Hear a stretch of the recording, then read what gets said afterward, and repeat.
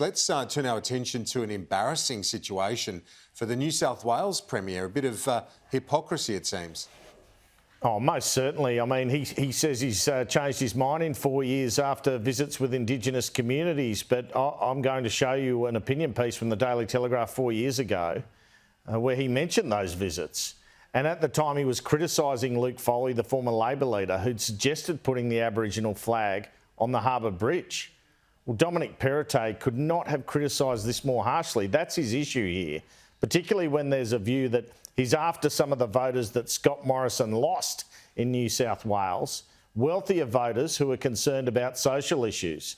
Let's have a look at this because he has announced in the budget $25 million to put this flag on the Harbour Bridge. He said here in 2018, I have a great idea for Luke Foley.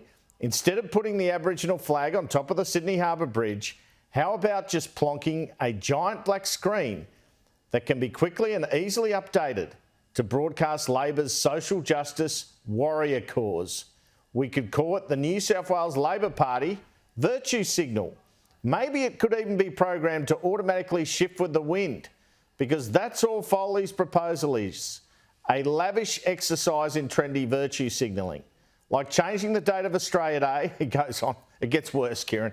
It's designed to stroke the ego of the inner city elites that control Labor's agenda, but it won't make one iota of practical difference to the lives of the people in New South Wales. Well, I don't know who's advising Dominic Perrottet, but they're not advising him very well.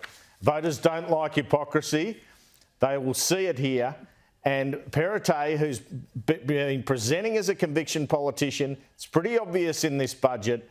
There's a real push for the teal vote from him and Matt Keane, and it is against the various pronouncements that Dominic Perrottet has made in the past. Perhaps he would have been better off giving some money to reconciliation and other causes around it than targeting the one issue he was so strident on against Labor 4 years ago, Kieran.